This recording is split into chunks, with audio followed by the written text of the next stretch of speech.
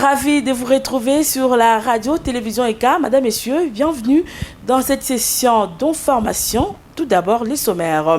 Claude Nyamugabo monopolise l'actualité dans son bastion des cabarets. On croirait qu'il est l'unique candidat à briguer un siège à la députation nationale dans la circonscription électorale des cabarets. Les détails, vous les suivrez dans cette édition d'information avec Stanislas Duciel. Toujours au sommaire, certaines parties sur la route Kibongé qui venaient à peine d'être revêtues d'une nouvelle robe sont attaquées par des petites fissures qui risquent de dégrader celle-ci. Selon les passants, cette route serait tracée sur une terre attaquée par des eaux souterraines. Ces titres et d'autres vous seront développés dans cette édition d'information. Place à présent aux détails.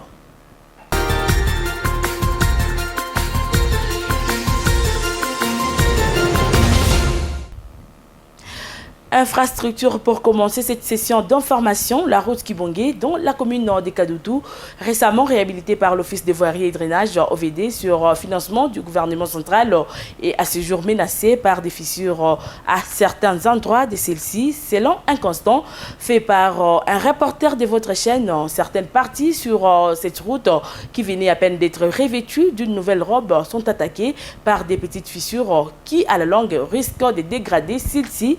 Selon certains usagers de cette route ainsi que les vendeuses et vendeurs qui étalent leurs marchandises le long de la route Kibongé, cette route serait tracée sur une terre attaquée par des eaux souterraines et risque de l'endommager dans les jours à venir. Il est donc urgent que l'OVD puisse s'imprégner de cette situation pour sauvegarder cette route. Notez que sa réhabilitation est intervenue après plusieurs alertes de ses usagers, mais aussi la population de la commune de Kadoutou qui exigeait sa réhabilitation urgente. Nos efforts pour entrer en contact avec les directeurs de l'Office des voiries et drainage sont restés vains. Des dérapages sous toutes ses formes en cette période de la campagne électorale continuent à être rapportés dans la ville de Bukavu comme dans des territoires de la province du Sud-Kivu. Certains acteurs de la société civile du Sud-Kivu abordés par votre chaîne ce jeudi 7 décembre renseignent que pendant ces 2 semaines de la campagne, non seulement des partisans de certains députés arrachent des photos et affichent d'autres candidats sur des espaces publics, d'autres candidats s'adonnent à des discours de haine pour s'étailler une place de choix dans la communauté. Certains qui se sont confiés ce jeudi 7 décembre à votre chaîne précisent qu'actuellement, bon nombre de candidats tombent dans des dérapages en violation des lois et dispositions arrêté par la CENI en cette période de la campagne électorale. Pour Juvenal Louchoulé du bureau de coordination de la société civile au Sud-Kivu, cette pratique devrait être interdite, bannie urgemment afin d'aspirer à des élections libres et transparentes. Suivez. On se pose la question, est-ce que la CENI a des règlements d'ordre intérieur ou a des lois que les députés ou les candidats députés doivent suivre quand ils battent campagne? Nous sommes en train d'observer que les députés, les candidats députés, beaucoup sont devenus musiciens que députés ou candidats députés. Musiciens comment? Ils sont en train de privilégier la musique que les discours. La population n'a aucun discours de certains députés, mais on est en train de suivre des musiques par-ci, par-là. Malheureusement, ils ne sont pas en train de respecter les normes. Vous verrez les véhicules qui sont en train de faire de ces musiciens, que nous on est en train d'appeler musiciens, s'arrêter même pendant plus d'1 heure à côté d'une église, à côté d'une école, à côté d'une station radio, où on est en train de rédiger les informations parce qu'ils demandent quand même du calme. À l'église, les gens sont concentrés pour prier. À l'école, les élèves sont concentrés, ils se concentrent pour étudier. Mais ces musiciens circulent partout en train... Non, en fait, ils se stoppent au niveau de ces endroits que je viens de citer, en train de jouer leur musique pour, entre guillemets, pour la campagne de leur candidat. Moi, je pense que la CENI devait éclaircir quelque chose par rapport aux lois électoraux aux lois électorales plutôt, et à certains règlements que les candidats députés doivent suivre. Notez que c'est depuis le 19 novembre dernier que la campagne électorale a débuté sur toute l'étendue de la République démocratique du Congo et prendra fin le 19 décembre prochain. Depuis son lancement, les dérapages ne cessent d'être rapportés. Le gouvernement provincial du Sud Kivu annonce l'arrivée du président de la République, Félix Antoine Tshisekedi, dans la ville de Bukavu, au Sud Kivu.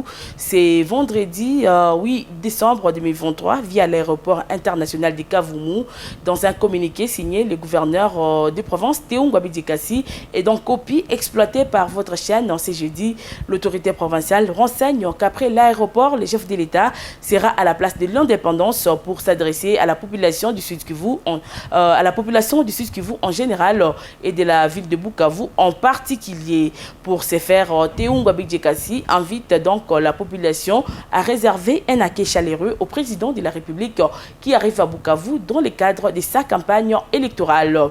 Déjà, c'est les députés nationaux et autorités morales du Front pour un Congo nouveau, le professeur Claude Mugabo, qui mobilise sa base électorale de Kabari pour accueillir chaleureusement le chef de l'État, Félix Antoine Tshisekedi Tshilombo, qui arrive ce vendredi. La Commission électorale nationale indépendante au Sud Kivu annonce l'installation de ses bureaux dans les communes, secteurs et chefferies à travers toute la province du Sud Kivu, dans les soucis d'accélérer l'opération de délivrance des duplicata aux électeurs qui ont perdu leur carte d'électeur afin de voter aussi le 20 décembre prochain. Le secrétaire exécutif provincial de la CENI au Sud Kivu, Pius Bikungu, qui l'a annoncé, précise que cela vise à accélérer cette opération d'octroi des duplicata à ces électeurs qui en ont besoin. Bien des gens dont les cartes sont devenues illisibles, il y a aussi ceux-là dont les cartes sont perdues. Considérant qu'il y a beaucoup de gens qui ont perdu les cartes et beaucoup de gens dont les cartes sont illisibles, la CENI a prévu augmenter le nombre de centres, des points de délivrance de duplicata. C'est ainsi que pour pallier cette situation, pour trouver solution, la CENI a prévu que dans chaque commune, on ait un centre de production de duplicata. Dans chaque chefferie et dans chaque secteur, on produit des duplicata. Il y a déjà un bon bout de temps jusqu'à maintenant. Et comme cela ne suffisait pas, il y a aussi d'autres imprimantes que la CENI a encore envoyées pour qu'on puisse imprimer en grande quantité directement. Donc là, il y a plus de facilité d'impression de duplicata jusqu'à maintenant. Qu'ils passent à aller chercher la carte au centre de production de duplicata. Par exemple, à Bukavu, dans chaque commune, donc à la commune d'Ibanda, à la commune de Bagira, à la commune de Kadutu, nous avons des agents qui sont là avec des matériels pour la production de duplicata. Pour les observateurs des élections, mais aussi les journalistes qui devront couvrir ces derniers, Pius Bikungu renseigne que leurs accréditations vont leur être délivrées incessamment à quelques jours des élections. Les journalistes, les observateurs, même les témoins des partis politiques ont aussi droit de recevoir les cartes d'accréditation. Seulement que, comme il est de notre habitude ici chez nous, nous n'avons pas l'habitude d'être ponctuels. Les dossiers se déposent toujours avec retard. C'est ce qui fait que aussi la CENI fasse tout avec retard. Cependant, dès que nous aurons tous les dossiers, nous aussi nous allons produire, nous allons nous démener pour délivrer les cartes d'accréditation. Cependant, ce n'est pas encore tard parce que le vote c'est le 20 décembre 2023. Notez que les élections générales en République démocratique du Congo sont prévues pour le 20 décembre prochain. Comme je l'ai annoncé au sommaire de cette session d'information, au jour 4 du lancement de sa campagne électorale, Claude Nyamugabo monopolise l'actualité dans son bastion des cabarets.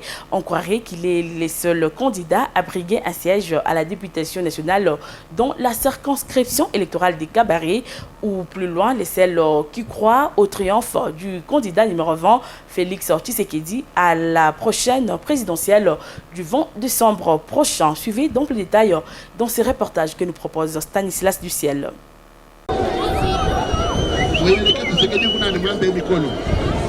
Une journée trop chargée ce mardi 6 décembre 2023 où le surnommé Grand Travaux, le professeur Claude Nyamugabo, va parcourir plus de 100 km arpentant collines et montagnes à la rencontre de ses électeurs dans Cabaret Nord.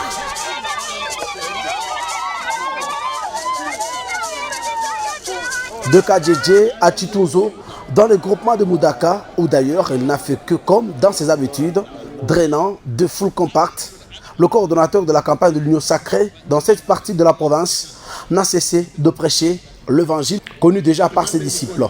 Votez pour le candidat président numéro 20, Félix Tshisekedi, et pour le numéro 177, Claude Nyamugabo à la députation nationale.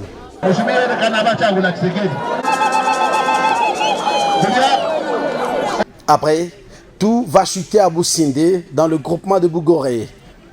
La résidence privée du Mwanaweka, pris d'assaut par des centaines de personnes venues poursuivre l'actualité du mois.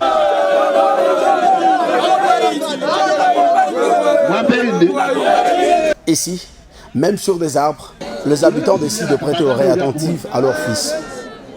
Rappelant ses actions comme celle du président Félix Tshisekedi à ses électeurs, met en l'air signe d'engagement de ces milliers d'hommes et femmes pour l'élection haut la main du président Félix Tshisekedi et du candidat numéro 177, Claude Nyamugabo, voulant consolider les acquis.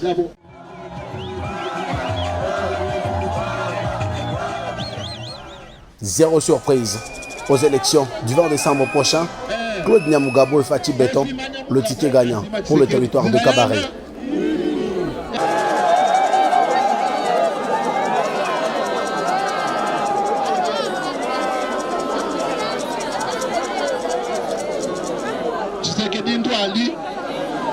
Fin de cette édition d'information sur la radio-télévision ECA. Madame, Messieurs, merci à vous de l'avoir suivi et à la prochaine. Au revoir.